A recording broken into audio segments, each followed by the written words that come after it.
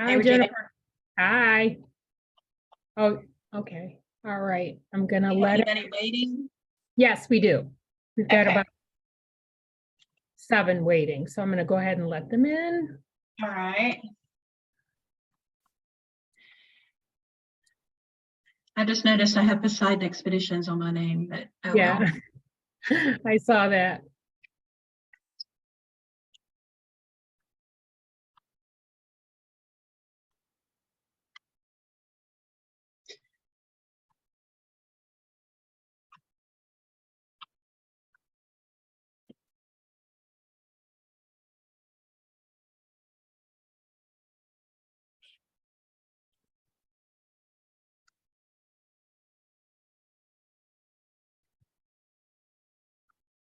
Hello, everybody. Hello. Just waiting a couple more minutes.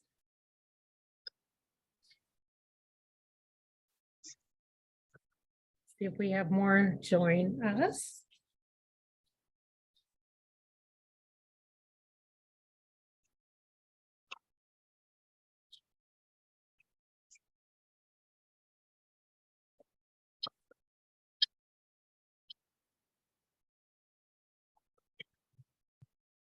How is everybody today?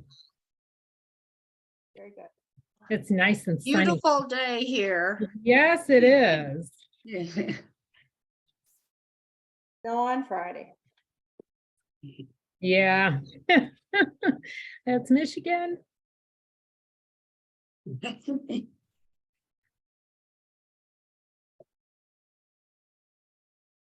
All right, let me check here. Oh, looks like we have everyone, so we'll go ahead and get started. Well, good afternoon. Thank you for joining us today. I think all of you probably know I'm Regina. I direct the travel program here in East Lansing at Michigan State. Before we get started, a little housekeeping. Just remember to try and keep your screen muted so that there's no interruptions throughout the presentation. And if you have questions, just go ahead and put them in the chat, and then we'll answer them once Jennifer has finished with the presentation.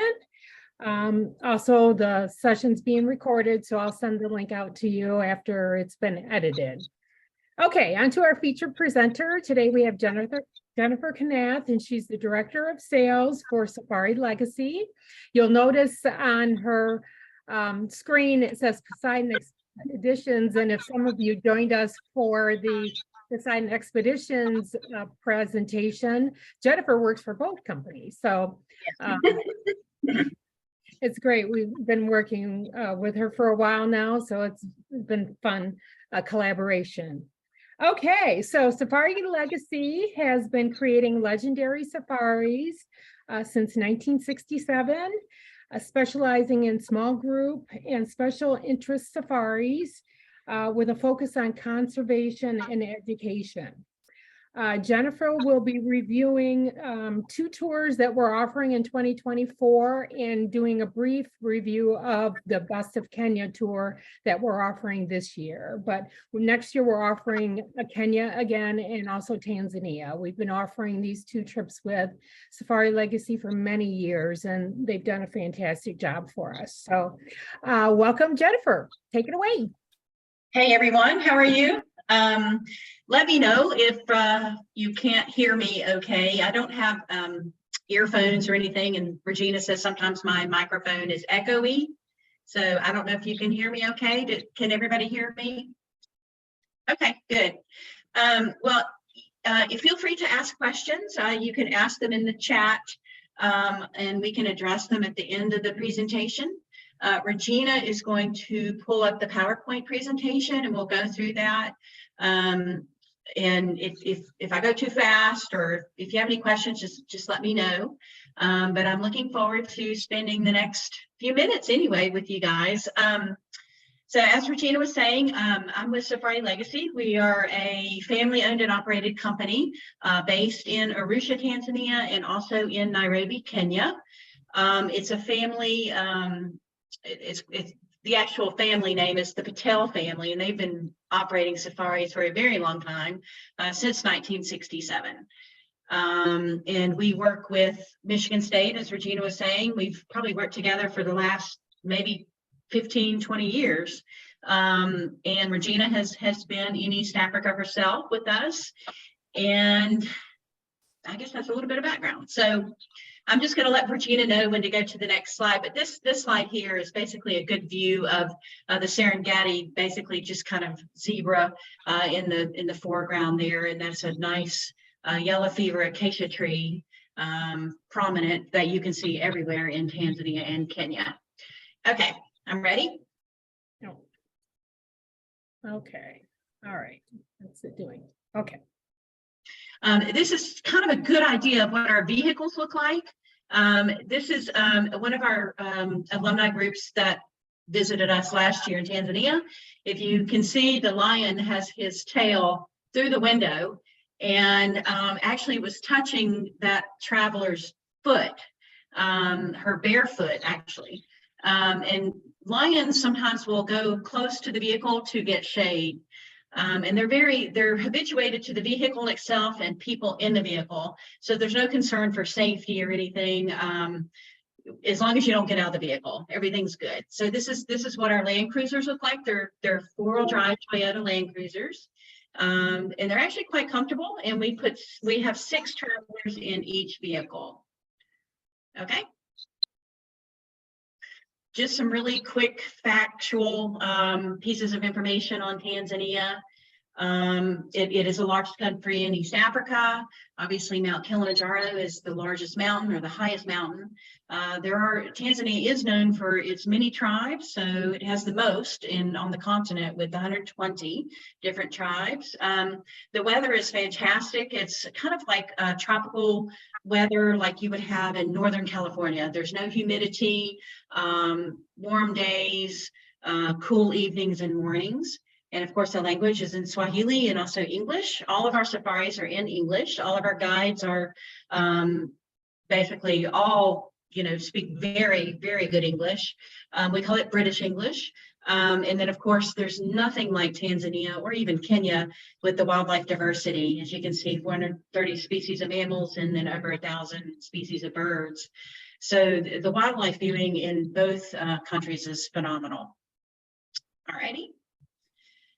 In 2024, for our program in Tanzania, we are actually, it's an 11-day safari total from the U.S. So from door to door, it's 11 days. Arrival in Tanzania, we usually fly Delta KLM, or that's the airline we suggest. You can also fly Qatar or Turkish or British Air. Delta KLM typically works the best with our safari because you arrive in the evening and depart in the evening. So we meet you upon arrival. We drive you from the airport to the first hotel in Arusha, which is the actual town that you start your safari in, and we overnight there. And then the next couple of days we spend in Tarangire National Park. That is an incredible park known for its large herds of elephant and also baobab trees. So really, a really picturesque park.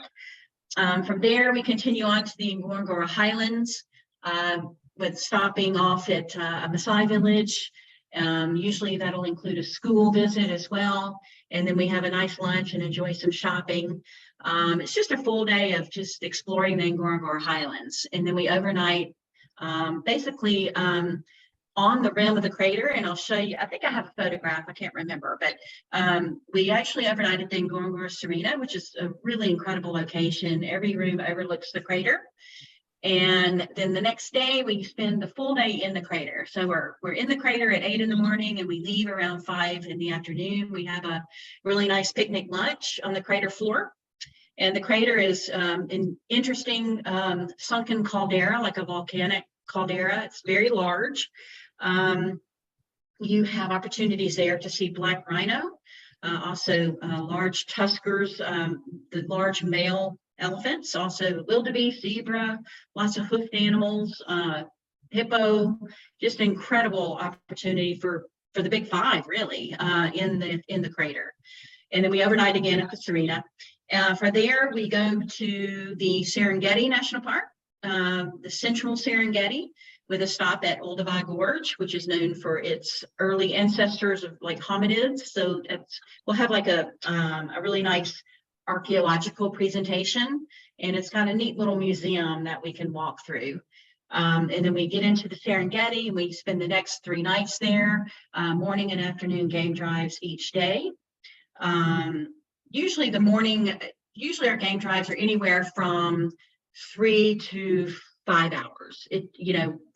We're stopping, we're observing wildlife, we're learning about the behavior and what you're seeing in front of you.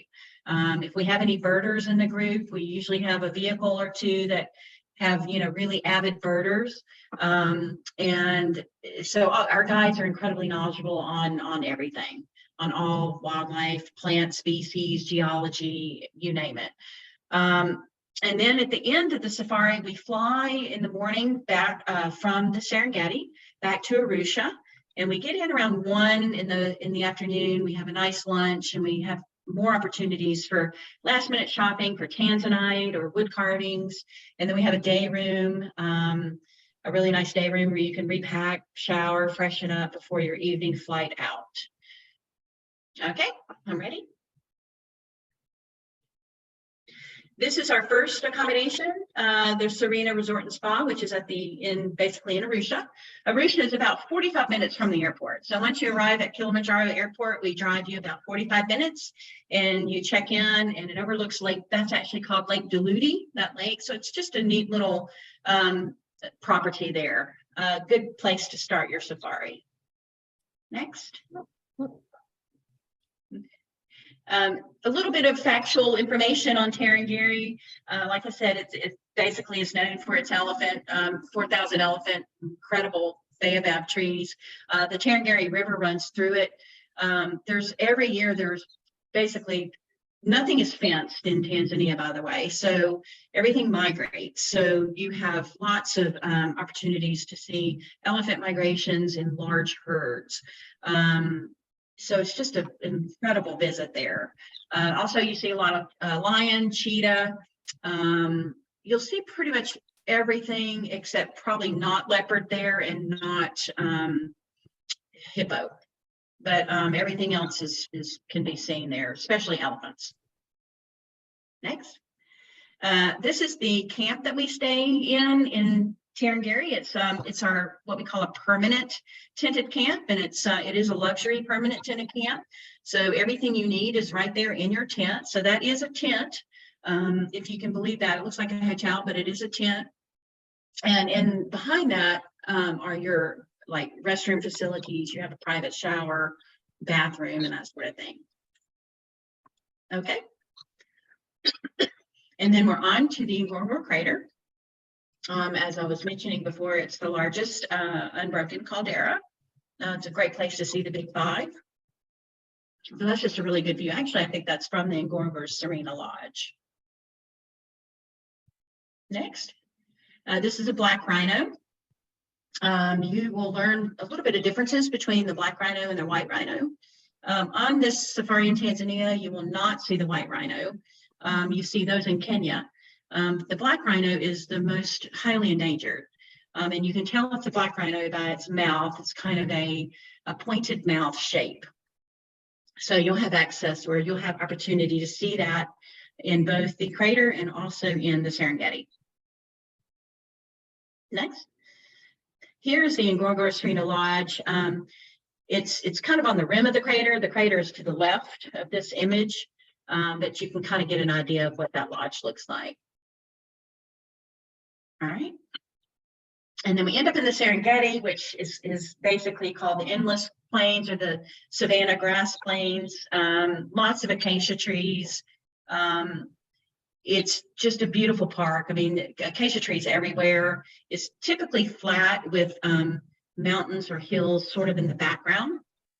And then we are spending our time 3 days in the central area of the Serengeti. And the reason for that is the migration.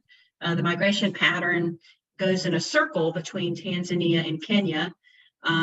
Basically, the wildebeest and zebra migrate based on weather patterns, the rain, and how tall the grass gets. So when they've eaten all the grass in one place, they keep moving to the next place.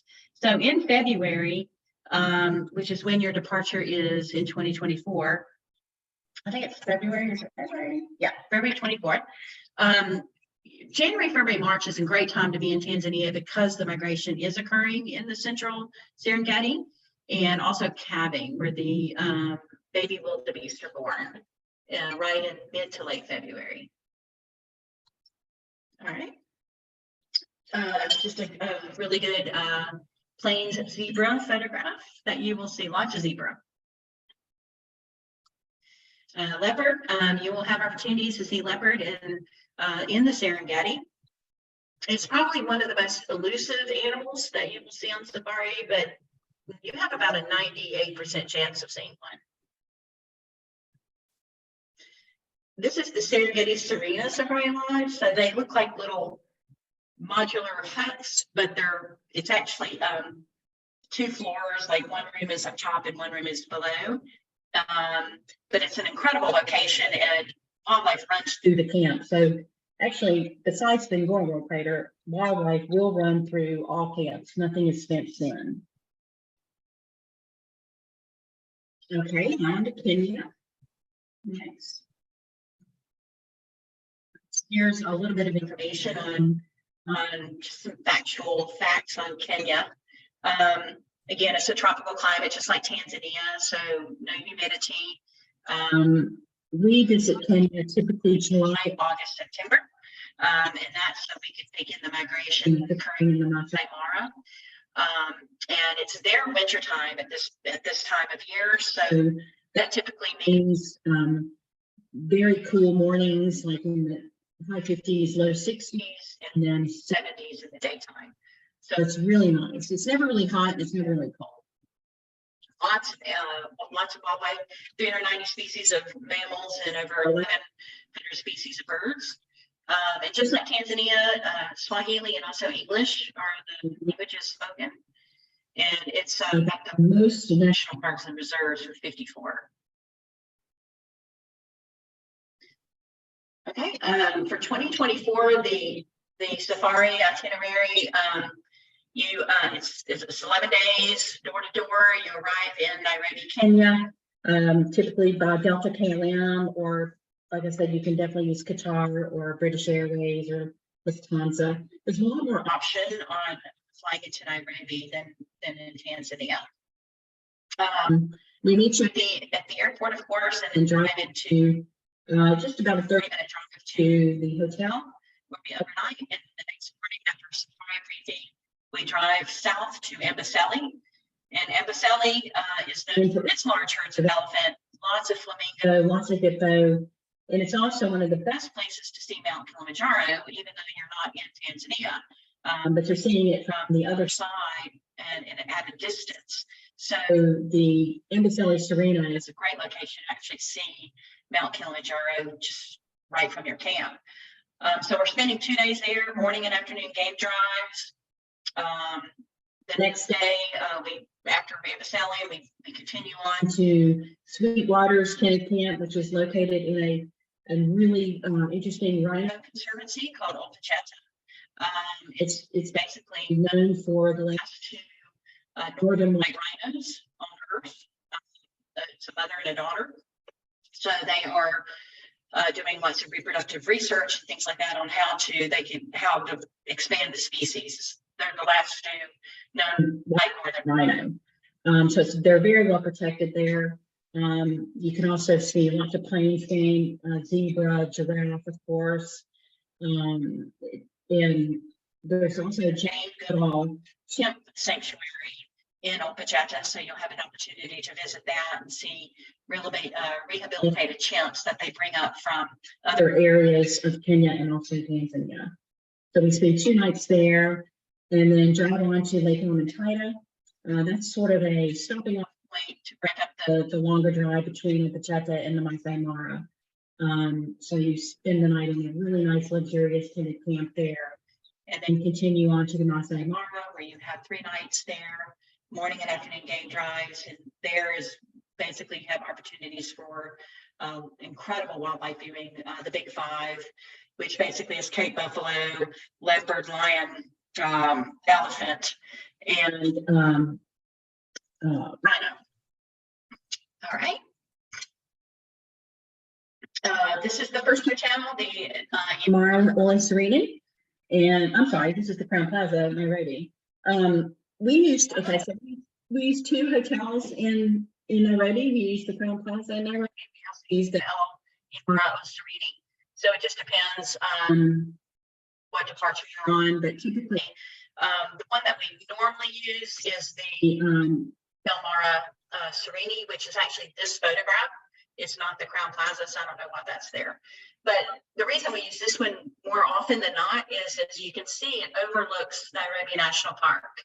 So every room overlooks Nairobi National Park. So that's kind of an interesting thing I mean, people come in early just so they can, look at Nairobi National Park. And we also have one thing I forgot to mention real quick, and we don't really focus on extensions in the presentation, but for Tanzania, we do have a pre-extension to Rwanda. So gorilla trekking is available. And then we have a post-extension to Zanzibar, which is the Spice Islands of Zanzibar. So you would fly from these extensions to Tanzania and then from Tanzania to Zanzibar. So you can do one or the other or both. And then in Kenya, on the Kenya safari, we have an optional pre-safari extension that includes a visit to Nairobi National Park and also the Karen Blixen home, which is, if you've seen the movie, it's her home. They turned it into a museum. There's a special lunch there, a private tour of the museum, and then we go over to Giraffe Center where we can see some rehabilitated reticulated giraffe. Okay. Amboseli's, a little bit of information. It is known for its largest elephant herds. Kind of like Tarangire in Tanzania, Amboseli is the same kind of thing in Kenya, where you just have massive, large herds. And also the difference, just looking at this elephant, the Amboseli elephants are kind of gray in color, like this picture here. Whereas in Tarangire, it's based on the soil. In Amboseli, they have like what's called black cotton soil, so the elephants tend to be gray. They're more dusty looking, whereas in Tarangire, Tanzania, the dirt is red, so those elephants are a little more red in color. So that's kind of an interesting observation. Okay.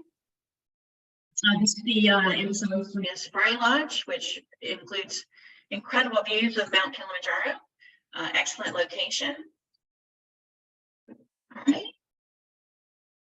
This is the Ultajeta Conservancy Sweetwater's Tenant Camp, which is located in the Missouri, in the actual conservancy. It's a tenant camp. It's a deluxe tenant camp, so everything is in suite, so all of your restrooms and everything is private. Basically on both safaris, everything is in suite and private. This is another photograph of a black rhino, which you can see in large numbers at Ultajeta. And this is Lake Tiger Tenant Camp, where you spend one night before going on to the Masai Mara. This gives you an idea of what you're seeing in the Masai, or basically just it's kind of hard to explain, but the Masai Mara is the northern extension of the Serengeti. So the Serengeti and the Masai Mara are split by two countries. So the migration is occurring in the Serengeti, then it goes north into the Mara, then back down to the Serengeti constantly. So as I was saying, it's kind of savanna grassland, very similar to the Tanzania and the Serengeti. They do have what they call as these rocky foundations called kopjes, which is really an interesting place to see lion. But it's lots of acacia trees, rolling hills, really picturesque. Okay. Cheetah, you'll have lots of opportunities to see cheetah in both Tanzania and also Kenya. The wildebeest migration on your left, and then we have a lioness and her cub on the right. There is an opportunity to do an optional balloon safari on both safaris. In the Serengeti, you'll do the balloon safari there. And then in the Masai Mara, there's a balloon safari opportunity there as well. This is the actual camp that we stay in the Masai Mara, on the Mara Marisha tenant camp. And then these are examples of our vehicles. The one on the left is our vehicle in Tanzania, and the one on the right is our vehicle in Kenya. 4-wheel drive, Toyota Land Cruisers, all of them have pop-up roofs. Okay, this is kind of a rundown of the departure dates that Michigan State is offering and the pricing. For the Kenya trip in 2023, it's $49.50, and as you can see, it went up $1,000 in 2024. We changed the itinerary a little bit, so it is a little bit different itinerary, but pricing obviously has gone up a lot since COVID. And the 2023 price is a phenomenal price. So if you're able to do Kenya this year, it's a great price. Both itineraries are deluxe itineraries. All the accommodations are deluxe. All meals are included. All internal flights are included. So really, the only thing not included would be international airfare, which we have an air consolidator partner that can assist with that. Of course, travel insurance, which Michigan State will offer. Tipping to the guides, which we recommend about anywhere from $12 to $15 a day. And you're tipping one guide, and then they share the tip amongst themselves. So on average, the tip total is about $120 to $150 for the guide. And then of course, souvenirs and alcoholic beverages. And other than that, everything's included. So I think, let's see what kind of questions people have. Regina, do you want to read those or?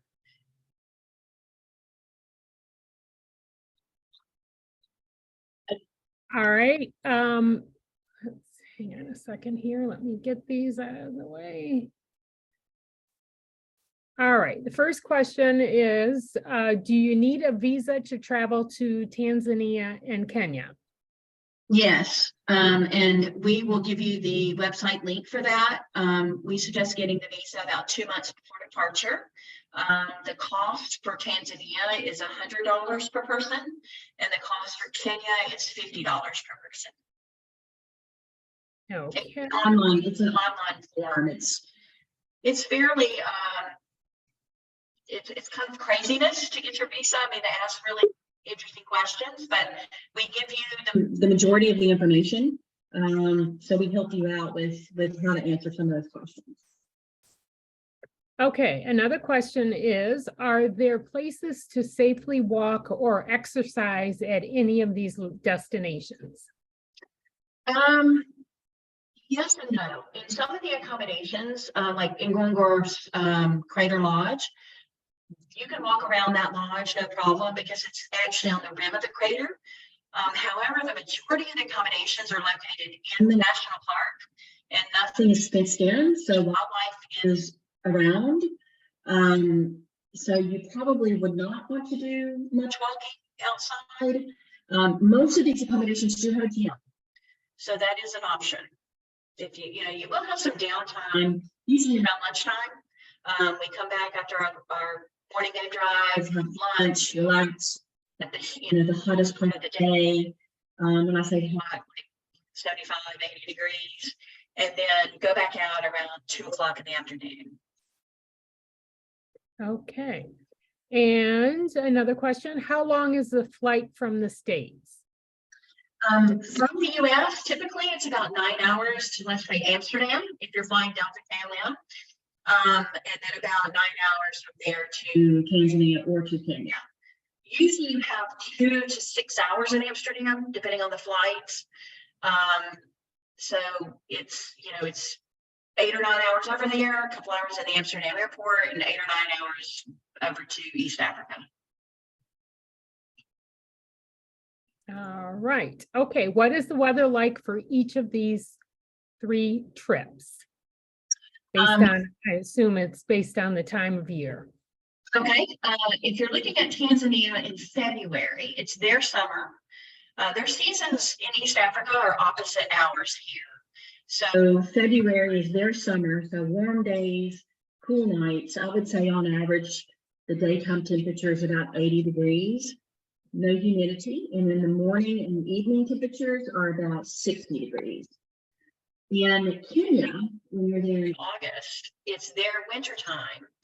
And that means that it's cooler for them, which is high 50s, low 60s in the mornings and evenings, and 70s, low 80s in the afternoons. Really, clear skies, blue skies, no rain, just really nice weather. I mean, it's basically any time of year is good because it's a tropical climate. And that doesn't mean humidity. Sometimes people think that means like rainforest, but it's more like, the only thing I can compare it to is like Northern California weather, if you've ever been to Northern California. Okay, do you recommend malaria medication? Yes, most definitely. There's a pill that we recommend called Malarone. They also have a generic version of that, which is it's a lot cheaper than the regular Malarone. But you take it one time a day.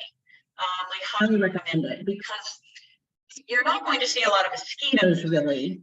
But if you see a mosquito, it's probably carrying malaria because the population carries malaria. So that's the issue, is the population itself carries malaria. Because nobody that lives there takes malaria medication. Yes. Do you need vaccines other than COVID vaccine? Well, nothing is required at all to enter Tanzania or Kenya, not even COVID vaccine. It's highly suggested. And if you don't have a COVID vaccine, you have to have a negative PCR test for Kenya. For Tanzania, they just changed their protocols February 13th, and they no longer require a PCR test or a vaccine at all. So Kenya will probably follow suit eventually, but right now you don't have to have a negative PCR test if you're not vaccinated for Kenya. Other than that, there's no other requirement at all to enter. Now, if you're doing free Rwanda to the Tanzania safari, you have to have yellow fever to get into Tanzania coming from Rwanda. But coming from the US to Rwanda or to Tanzania to Kenya, you don't have to have any. Another thing that I might mention as well, one of the things that I made the mistake of one day wearing sandals, and on my trip home, I was somewhat miserable because of chiggers. So if anyone knows what chiggers are, the little, and your hands will itch quite a bit. There is a insecticide that you can soak your socks and underwear and other clothing in ahead of time. You can spray it on, and that will deter insects. But if you want to make sure that you don't get those, just make sure you spray your legs really well, or use that insecticide, because you don't want to be miserable like I was. And we had a few other people on the trip that experienced that as well. So yeah. It's not, I mean, it's, the insects are really not a common problem. It can occur if it just rained, especially, which would be more prevalent like in Tanzania in February than Kenya. You're not going to have any rain in Kenya that time of year. But the insects are really not that bad. Yeah, they're really good things fairly recently on deterring a lot of insects, especially like biting flies or anything like that. The parks have put out like a cloth that they treat. It's a blue cloth. And so the insects are attracted to that particular cloth, or that it's like that treatment that they have on it. But you can wear shorts, you can wear sandals if you want to. I mean, you just need to be careful and use bug spray if you want to. I mean, I wear shorts, or you can wear running shoes, you can wear chacos, Birkenstocks, keys, flip-flops, some sort of sports sandal. There's no hiking really, unless you're in Rwanda, but there's no hiking on the Tanzania or Kenya safari. So it's a very easy, physically easy trip to do. As long as you can get in and out of a vehicle and walk from the vehicle to your room, then you're good to go. Yes. As Jennifer mentioned, I had the pleasure of going to Tanzania with Safari Legacy, and I think the entire time I was there, the only mosquito I saw was inside of one of the rooms, actually. But I think I only saw one. So yeah, Right. like you mentioned, you're not going to see too much, but just to, take precautions. So anyway. Yeah, you probably see more. I'm in Birmingham, Alabama, so I see more here than I do on safari. Yeah. So, yes. And, the Tanzania trip was wonderful. It was just, the guides were I was just amazed at how educated they are about all the wildlife. And one day we were, driving down the road, he was going a pretty good clip, and all of a sudden he just stops the vehicle and he could see in this little bush that there was a snake up in the bush. And I'm like, how did he see that? But they're so well trained to spot things like this, and so it's a wonderful experience. So it is, and it's from an educational standpoint. You might be driving along, and there's a yellow thorn acacia, which is a very sharp thorn, and so our guides will get out and they'll show our group the actual thorn, and it's got a big kind of like a seed on it, and inside that seed are ants, and so it's kind of a symbiotic relationship between the ant and the thorn, and the only animal that can eat that is the giraffe. But the ants don't bother the giraffe. So it's really interesting how everything works together and like in a partnership. And it's really interesting how they do that. And the guides will explain how that happens. So you get a lot of hands-on experience as well. The wildlife is phenomenal. It's just there. And we may stop for, depending on our group and what their interests are, if there's a large herd of elephant with a lot of babies, we might be there for 2 hours. If there's if there's a leopard in the tree with a kill, we might be there for 2 hours, so it's kind of flexible during the day based on what you're actually seeing. Yes, we were on our way one day early in the morning to go to a town to visit a school, and along the way there was a pride of lions with a kill.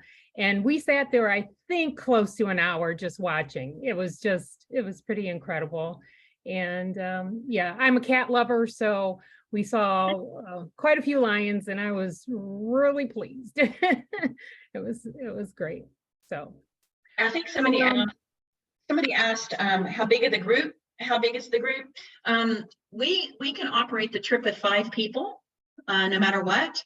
But typically, usually Michigan State will go with a host if there's 10 or more, but we can operate it with 5. And then sometimes a lot of alumni associations work together. So if we have another safari on the same date or a similar date and 2 people sign up, then we might, with the approval of yourself or with the other alumni association, we may move you to that group or vice versa. But typically this is a private safari for Michigan State. And we will operate it with a minimum of 5 people. So that's, sometimes we can do it with 2 people. It just depends. If we do it for 2, the pricing might change a little bit, not much, $100, $200 extra. So because we're the ground operator and the tour operator, we have a lot of flexibility on operating our safari. So it's kind of like just what's going on at the time, case by case. But it is a maximum group size is typically 18. Okay, any other questions? All right, well, then we're going to, before I start our door prize drawing, I want to mention that Safari Legacy is kindly offered a 5% discount for anyone that signs up for our 2024 tours. And that's close to $300 per person savings. So thank you, Jennifer, for that nice offer. And we're on to our door prize drawing. I will end this screen, stop the screen share there. And our first prize is the Michigan State hat. And let's see who this goes to. Holly Suzanne. Holly? I think you're Thank still you. right. Okay. All right. Next, we have a Michigan State t-shirt, and depending on the size, it might be a different color. Depending on the size that you need, it might be a different color. So let's go here. Shane Hoogley. Is Shane still there? I don't see them there, so I'm going to draw again. All right. And, oh, Michael Suzanne. So. Thank you. You can always What? use another t-shirt. Yeah, what size would you like, Mike? Medium, please. Medium, okay. All right. And next we have a Michigan State pennant. Something you can hang on your wall. And okay, Janet Leonard. Thank you, Regina. You're welcome. Okay, and we have another Michigan State cap. Marie McDonald. Thank you. Yes. Okay, and our last prize is the Michigan State. Oh, I don't know if you can tell. Sorry, it's hard to see it, but it's a picture frame. And it goes to Linda Howard. Thanks, Regina. Thank you. Right. Okay. I will get those out to you soon. Okay, so this has been our last presentation for this year. I hope you've enjoyed seeing what we have to offer in 2023 and kind of a sneak preview of 24 tours. I am adding 2024 tours on our website. So I anticipate that the majority of them will be up in the next few months. So if you have questions or you want to see what we're offering, you can visit our website at alumni.msu.edu/travel. And for more information on the Safari Legacy Tours, you can visit our website, or you can also call Jennifer. And her number is 205-706-0306. And she can answer any questions you have. She's been working with Safari Legacy for many, many years. So she's happy to be of help. Okay, all right. Well, thank you all for attending. And I wish you, and thank you to Jennifer for the presentation. And I hope you have a good rest of your day, and go green. See you later. Thank you. Bye-bye, everybody. Bye.